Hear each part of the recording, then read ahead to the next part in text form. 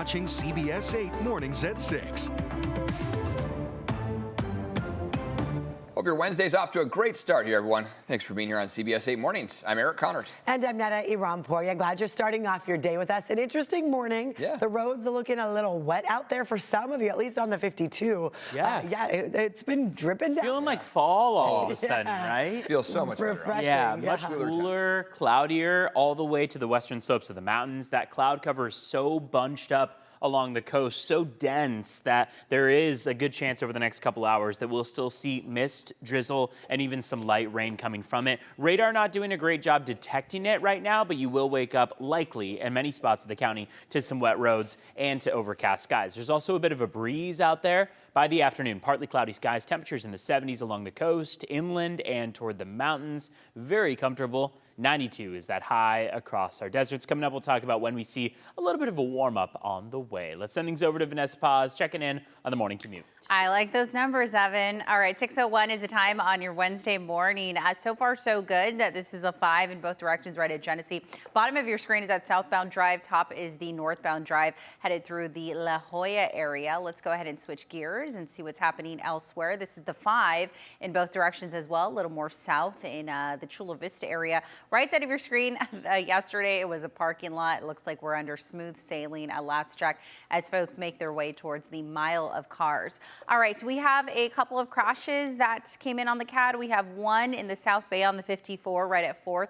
That's just passing the D Street exit. And then we have another one that just popped up in the North County, and this is on the 15 South right at the 76. And it looks like the crash is blocking the fast lane. Coming up a little later, we'll take a look at your Wednesday travel times. That's all ahead. Eric and Netta, back to you. Thank you so much, Vanessa. And now in just a couple of hours, Chula Vista Mayor John McCann set to announce some safety traffic improvements to a busy roadway in the South Bay. We're talking about Telegraph Canyon Road, and that's where several serious crashes have happened over the years. CBS 8's Regina Urita live in Chula Vista with the details on this. Regina. Yeah, good morning, guys. And this is actually Telegraph Canyon Road here. Within the short time that we've been standing here, we have noticed certain cars attempting to make illegal U-turns. At certain points, it can also turn into a really busy street. So the city of Chula Vista also announcing that they've noticed a high number of traffic accidents. Just last month, 2 people were killed on this same road. I want to show you the post from Mayor John McCann back in August on social media. It's footage of that crash. According to police, a red Mustang traveling west on Telegraph Canyon Road hit a white Subaru while attempting to make a northbound turn onto Apache Drive. The crash caused the white car to overturn. The male driver and male passenger in the Subaru died because of the crash, while 2 other passengers sitting in the back seat suffered severe injuries. The driver of the Mustang cooperated with the investigation. They suffered minor injuries. There's also additional video of older accidents that have happened on this road. These crashes have now prompted Mayor McCann to announce safety improvements, including a traffic study to be conducted on this road. Today, a press conference is taking place to highlight the steps the city is taking to address these safety concerns, including planned infrastructure changes, updated signage, and increased enforcement. So back out here, Mayor McCann is also familiar with the safety concerns that are happening here on Telegraph Canyon Road. He also was involved in a car crash 13 years ago, so that's something that he might mention during this press conference that starts at 10 a.m. I'm Regina Urita, CBS 8. Regina, thank you. This morning, the proposal for parking meters at Balboa Park on hold now. San Diego City Council members were scheduled to vote on this yesterday, but told city staff to rework it. This one, of course, will affect a lot of people. Right. CBS 8's Chris Grow live in Balboa Park to explain why the delay, and then a big announcement from the zoo when it comes to parking. Right, Chris? Yeah, a lot to get to when it comes to parking here at the zoo, but then also in and around Balboa Park. So let's start with the meters and what that was going to do, what was supposed to happen yesterday. Well, yesterday, the city council had this on their agenda to finalize the plan for parking meters in certain sections of Balboa Park. The only thing is, it was supposed to be a second routine reading that would have put this on the books, but council members did the opposite of what they did the first time. They actually went ahead and voted against it. So this is something that did pass earlier with a 6-2 vote, but this time around, we actually saw that council members said to staff that they want them to take this back and to rework this so that it can be better and give some residents a bit of a better break, if you will, because this is all happening. A lot of this parking plan all happening in and around Balboa Park to help raise money for the city council budget to help provide services for residents. Well, as some council members pointed out, charging the very same residents money to then go ahead and provide them services seems a bit preposterous, if you will. So we heard from the likes of Councilmember Stephen Whitburn, who expressed opposition, as well as Vivian Moreno, who said that the meters, quote, will be very difficult for my constituents, and I simply cannot support it, end quote.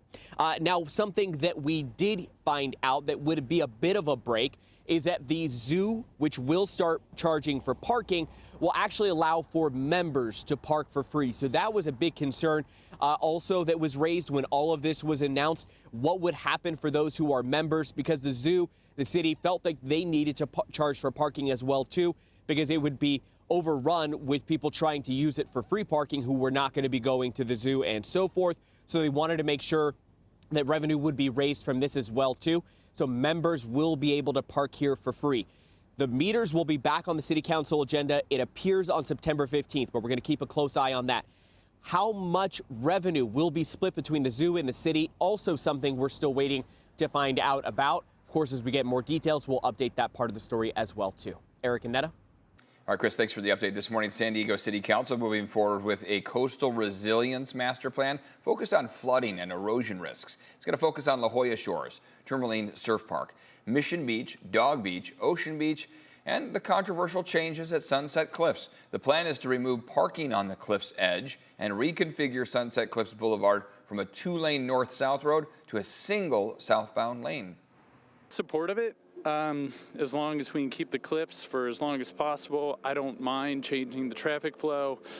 I run on this 5 to 6 times a week. I want it to be here as long as possible. A lot more traffic will be directed into the communities, which is going to be dangerous for the kids that are in the communities that play.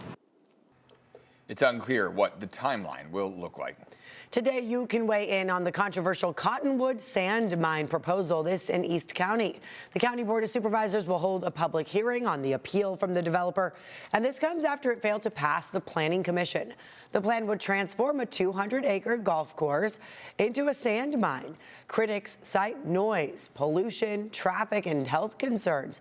The developer argues it'll provide sand supplies for housing and infrastructure projects.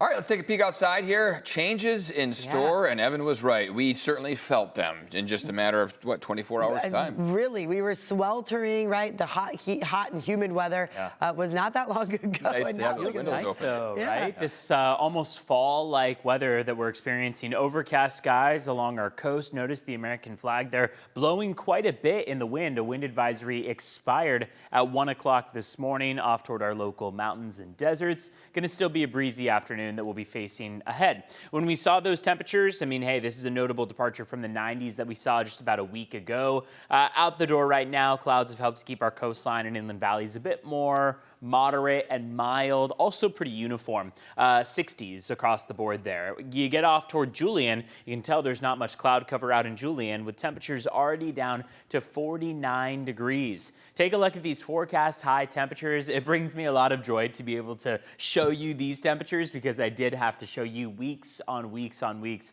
of those particularly hot temperatures. Santee and El Cajon, 79 degrees this afternoon, 75 in La Mesa. Remember, this is all under partly cloudy skies by the afternoon, but up until about 9, 10, 11, we could still be under the overcast skies. 68 for La Jolla, 75 for Coronado, taking you up to North County, 73 for Carlsbad, mid-70s, some upper 70s, Escondido, Poway, RB, all spots that were in the 90s about a week ago, so enjoying those warmer temperatures leaving us, and now this cooler stretch. It's all thanks to this trough of low pressure sliding down along the west coast. That's what's bringing in that cooler air, helping to push that ridge of high pressure off to the east of us. 5-day forecast shows that it's not going to last for too long, but between about now and Friday, we enjoy the 70s. We're back up to the upper 70s and maybe even some low 80s in the forecast. Still cooler than average, but a slight warming trend as we get into the beginning of next week. Vanessa Paz checking in on traffic on our, what day is it, Wednesday? Hump day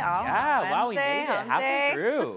It's close to 6:10. Let's go ahead and see what's happening outside. This is a live look on the 15 in both directions. Coming away from your screen is that southbound drive right at Poway Road.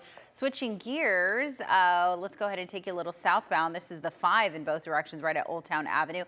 Looks like it's fairly quiet out there, especially on the 5. Things are picking up out of the South Bay. In fact, as we take you to some of those drive times, we're tracking a crash on the 15 South right at the 76 connector, and then in the South Bay, 54 East right at 4th Avenue. We do have a little bit of slowing that we're tracking through the mile of cars, and full span of the Coronado Bridge, much improvement in comparison to 24 hours ago.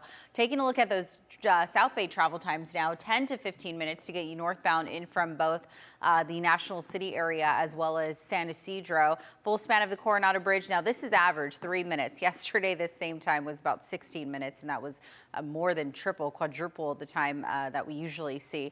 5 to 7 minutes right now if you're headed westbound in from the East County. And finally, here's a quick look at those travel times in from the North County.